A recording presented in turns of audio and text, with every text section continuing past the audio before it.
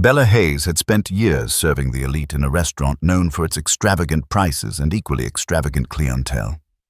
At 28, she was a face in the crowd, efficient, unnoticed, and perfectly content with blending into the background. That was until the night she served Vince Romano, the notorious Godfather of the city's underworld of business. At first, it seemed like any other night, serving drinks to powerful men in suits.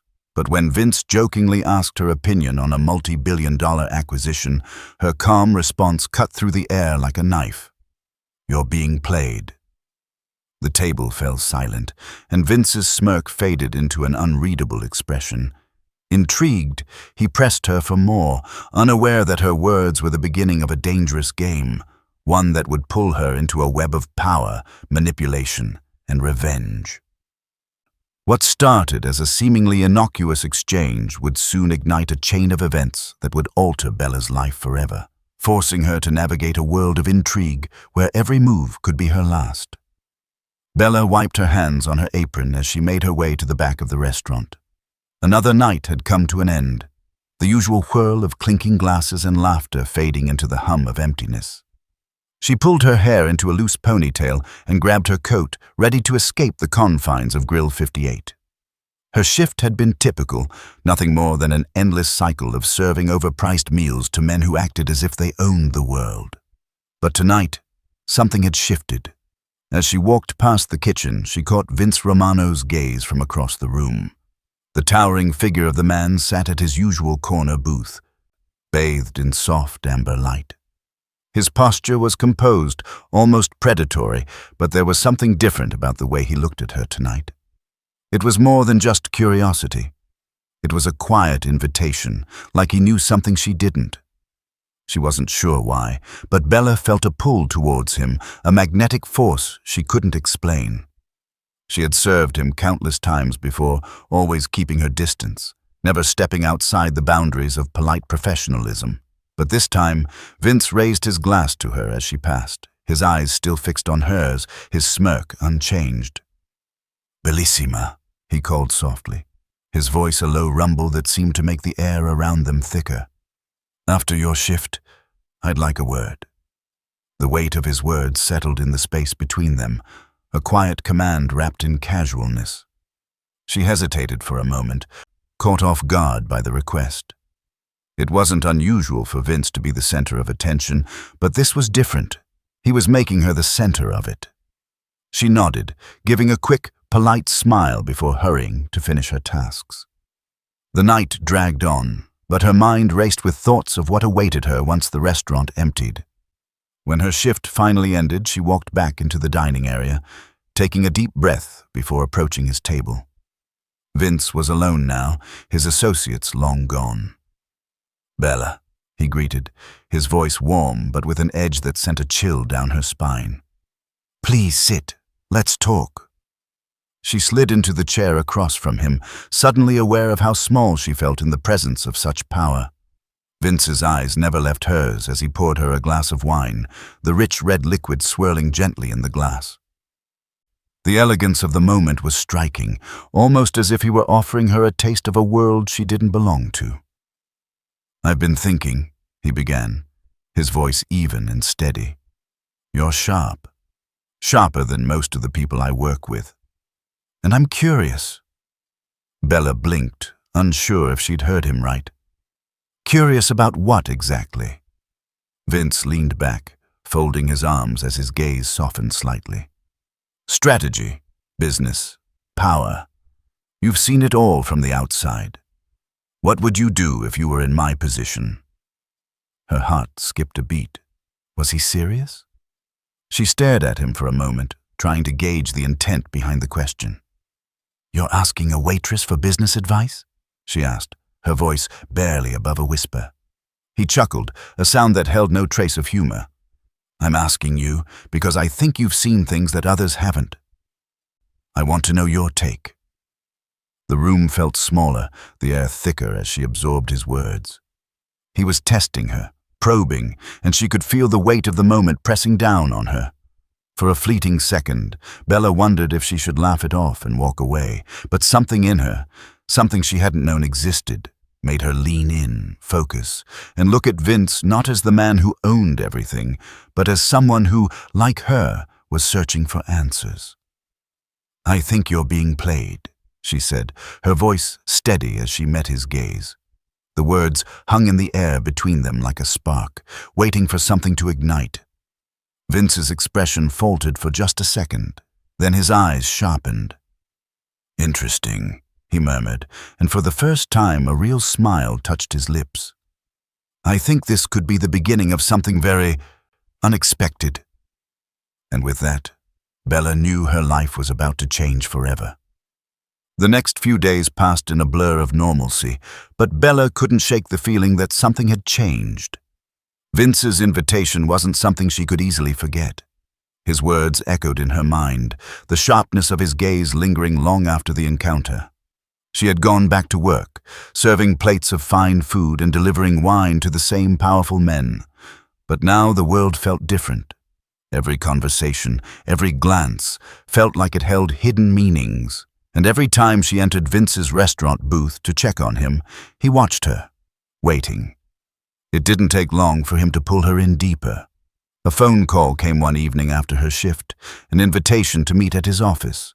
Reluctantly, she agreed, telling herself she could handle it. But nothing could prepare her for what awaited.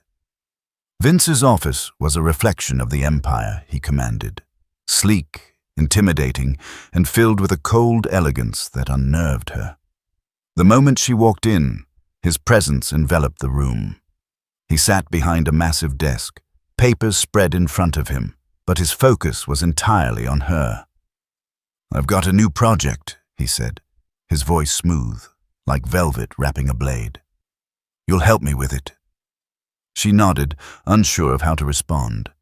Vince's world wasn't one she understood, but something about it seemed inevitable. She watched him as he laid out a plan, one that involved power plays, deals in the dark, and people she'd never imagined. As the conversation wore on, cracks began to form in the polished facade of Vince's empire. This wasn't just business, it was manipulation, and Bella, whether she liked it or not, was now part of it.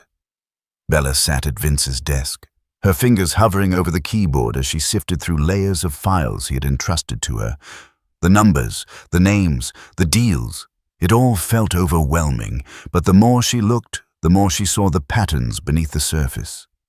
Vince had been careful, meticulous, but there were gaps in the data, small discrepancies that didn't add up. Her curiosity pushed her deeper. Late nights blurred into early mornings, and the quiet hum of Vince's office became her second home. She pieced together financial statements, contracts, and offhand remarks Vince had made in passing. At first, it seemed innocent enough, just the typical manipulation of numbers to make a deal appear cleaner, more lucrative. But then, there it was. Something buried beneath layers of redacted documents. A name. A company. Navitas Holdings. It was small, unimportant, until she found the connection. Vince had been working with a shell company, funneling money through it, inflating assets. It wasn't just a business deal. It was a cover-up, a massive conspiracy involving some of the most powerful players in the city, all revolving around one high-profile acquisition. She felt the weight of the truth settle over her. Bella had always been good at seeing through illusions, but this was a different kind of game.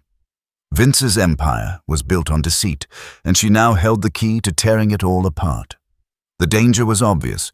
She could expose it, but at what cost? And yet, in that moment, Bella realized something. She wasn't just a pawn anymore. She could wield this power, shape the game in her favor if she played it right. And she was determined to. Bella's role in Vince's world had evolved from a reluctant participant to a key player in his empire. With every passing day, she learned more about the deals, the alliances, and the subtle manipulations that kept Vince at the top. She could feel herself becoming part of something bigger, more dangerous than she had ever imagined. Vince had become more than just a boss. He had started to take an interest in her, a respect she wasn't sure she had earned but felt compelled to return. Their late-night meetings were now less about business and more about trust. Vince shared secrets, small ones at first, telling her about the inner workings of his empire, his plans for the future. Bella was no longer just the quiet waitress in the shadows. She was a confidant, and she had become accustomed to the way Vince's eyes softened when he looked at her, as though he saw something in her that no one else had. But the deeper she delved into the world Vince had invited her into, the more she began to sense something was wrong. One evening, as she sifted through more documents, she stumbled upon a conversation between Vince and someone she'd thought was a loyal ally, Gerald, one of his closest advisors. It was a whisper, barely audible, but the words cut through her. "She's too valuable to be left unchecked. We can't let her get too comfortable." The realization hit her like a punch to the gut. She wasn't the only one playing the game. The very people she had come to trust were looking at her like an asset to be used or discarded. Vince's world wasn't just about power. It was about survival. And Bella was beginning to question whether her survival was tied to his or to her own. The weight of the secret was suffocating. Bella had seen the Empire's cracks, felt the danger looming in every corner of Vince's world. She had uncovered enough to bring everything crashing down, but each revelation felt like a weight pressing against her chest, threatening to burst. The conspiracy wasn't just about money.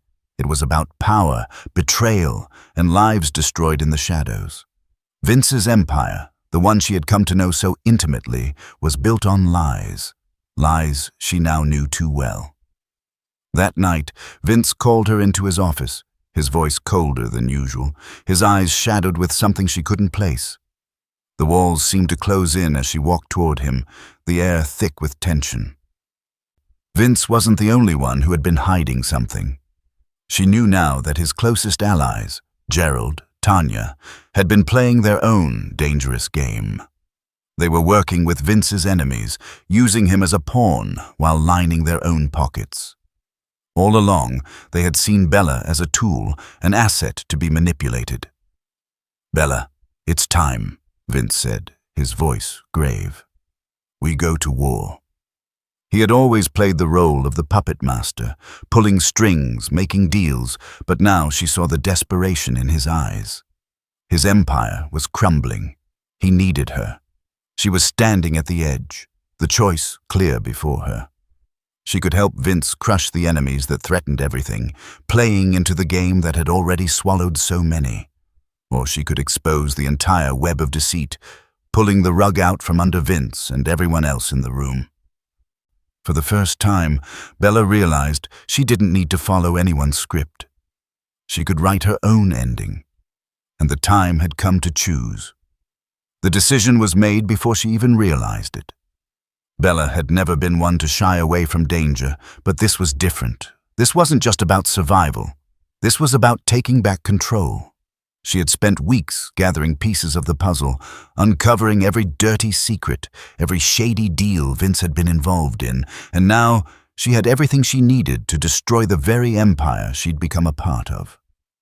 As she sat in Vince's office that night, her fingers danced over the keyboard, pulling up files and documents that detailed everything, the shell companies, the false acquisitions, the financial blackmail. She knew what she had to do. She couldn't trust Vince. She couldn't trust anyone in this world. If she was going to make it out, she had to expose it all. But doing so meant crossing a line that once crossed couldn't be uncrossed. The plan was simple. She would leak the information, anonymously at first. She would release the documents to the press, let the public see the empire for what it truly was. The moment the world knew, the game would shift. Vince's power would crumble, and with it, the people who'd been pulling the strings from the shadows. Bella took a deep breath, her heart pounding in her chest. She was ready to light the match, but as she reached for the final files, her phone buzzed on the desk. It was Vince. A chill ran down her spine as she read his message. "I know what you're doing." She froze, staring at the screen. The game had turned, but it was no longer in her hands. The message from Vince hung in the air, a heavy, suffocating weight. Bella's fingers trembled as she stared at the screen, a cold sweat gathering on the back of her neck. I know what you're doing." She wasn't surprised. Vince had always been one step ahead. He was a master manipulator, but so was she. And now it was time to see who could play the game better. She stood up from the desk, her mind racing. She couldn't back down, not now, not when she was so close. Vince's empire was built on deceit, and she had spent weeks learning every shadowy corner of it. He thought he had her cornered, but she knew better. She had the leverage. She just had to use it. The door to Vince's office opened, and there he stood, calm, controlled, his expression unreadable. Behind him, Gerald and Tanya flanked him like vultures. The air was thick with tension. This was it, the final confrontation. The empire, once built on his back, was about to collapse, and they knew it. "You think you can just walk away from this, Bella?" Vince's voice was low, dangerous, a hint of mockery creeping in. She didn't flinch. "I don't want to walk away. I'm taking it all." Gerald stepped forward, eyes narrowed. "You're in over your head." Bella smiled, the calmness of her demeanor betraying the storm brewing inside. "I've been in over my head since the moment you let me in." The room fell silent. Bella knew what was at stake. Her life, her freedom, everything she had worked for, but she wasn't going to let fear control her anymore. In one swift movement, she slammed the file down on Vince's desk, the document spilling out like a confession. "Here's your legacy, Vince. Enjoy watching it burn." The final move was hers, and this time it wasn't a game. The dust had settled. The empire that Vince Romano had spent decades building was now in ruins, and Bella stood amidst the wreckage, her heart still pounding from the confrontation. The weight of the documents she had released, the evidence of Vince's betrayal, the corruption that had festered in the shadows, had sent shockwaves through the business world. By morning, the headlines had already begun to shift. Vince was under investigation. Gerald and Tanya were scrambling to save themselves, caught in the crossfire of their own greed. And Bella? Bella was no longer the waitress at Grill 58. She was the one who had orchestrated it all, the one who had taken control of the game. Her new office was a far cry from the cramped corners she'd once worked in. The desk before her, sleek and imposing, seemed almost foreign, but it was now hers. The high-rise window stretched before her, offering a panoramic view of the city. Her city now. Her reflection in the glass stared back at her. A woman changed, a woman who had taken her fate into her own hands. Vince's empire was crumbling, but in its place, something new was emerging. Bella wasn't just a survivor. She was now a key player, an architect of what came next. She had fought her way to the top, outwitting and outmaneuvering those who sought to control her, but now the power was hers to wield. The phone on her desk buzzed. It was a call she knew well, but this time, when she picked up, she wasn't answering as the outsider. She was the one in control, and she wasn't looking back. The empire would be rebuilt, but this time, it would be on her terms. The city sprawled below her, a sea of lights and shadows, as Bella stood by the window of her new office. The weight of the past few months, of everything that had led her to this moment, pressed against her chest, but it no longer suffocated her. It had shaped her. She had walked through fire and come out stronger, smarter, more aware of who she was and what she was capable of. She wasn't the same woman who had served plates at Grill 58. The woman who had smiled at the wealthy men who thought her invisible, who had quietly observed their every move, knowing they were playing a game she could never win. That woman was gone. In her place stood a woman who had taken control, who had turned the tables on an empire built on manipulation and deceit. Bella had learned to read the game, to understand its rules, and most importantly, how to break them. She had once been a pawn in Vince's world, a tool for others to use. Now, she was the one pulling the strings. The empire that had been Vince's was hers to shape, hers to command. And she was determined to make sure it would be different this time. No more shadows, no more secrets. She would rebuild it, stronger, cleaner, with integrity at its core. Her phone buzzed again, and for a moment Bella just stared at it. Every call, every decision, every move now had weight. It was no longer about surviving. It was about leading.